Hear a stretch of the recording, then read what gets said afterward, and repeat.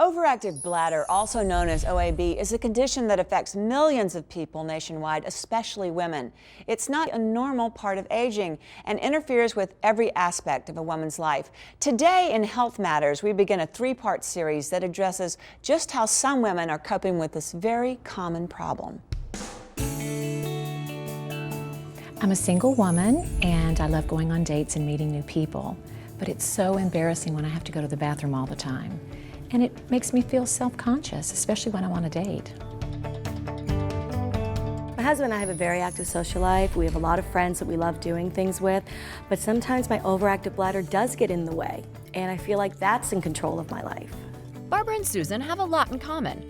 They both suffer from overactive bladder, which, while not a normal part of aging, is very common in people over 45.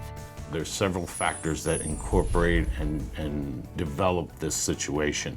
As time goes on, and depending on any medical problems the patients may have, as well as their behavior with regards to urinating over the years, the bladder can become lax. So as it expands, it gets used to expanding. You see this in certain professions, such as people who don't have the opportunity to go to the restroom on a regular basis, and they hold it for hours.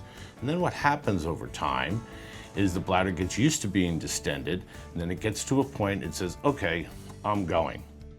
For me, it started with menopause, and my overactive bladder just kept getting worse and worse.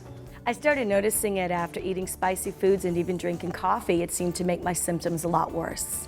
Probably one of the most common symptoms is the patients will come in and they'll talk about a progressive change in their urinary habits.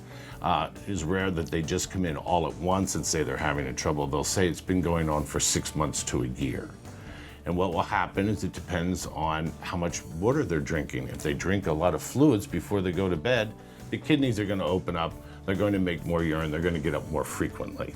They'll say that they know exactly where every bathroom is in the mall. Getting diagnosed with overactive bladder isn't difficult, but your doctor can't help if you don't ask. Unfortunately, many people don't ask for help. They may be too embarrassed, don't know what to say, or think there aren't any treatments available.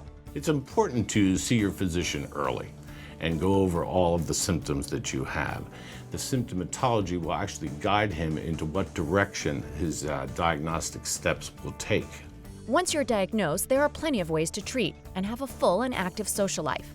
Overactive bladder doesn't have to slow you down. Both Susan and Barbara found their own solutions with the help of their doctor. Well, my doctor recommended medication, and I feel like a new woman. After speaking with my doctor, I've learned to avoid the foods that made my overactive bladder symptoms worse. So far, it seems to be working.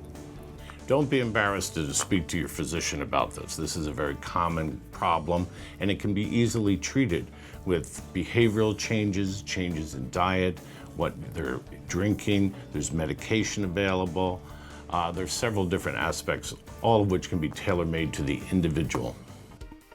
Overactive bladder doesn't have to slow down your social life. You want to know more? Log on to thebalancingact.com and don't forget to tune in to part 2 of this special series dealing with overactive bladder on the job.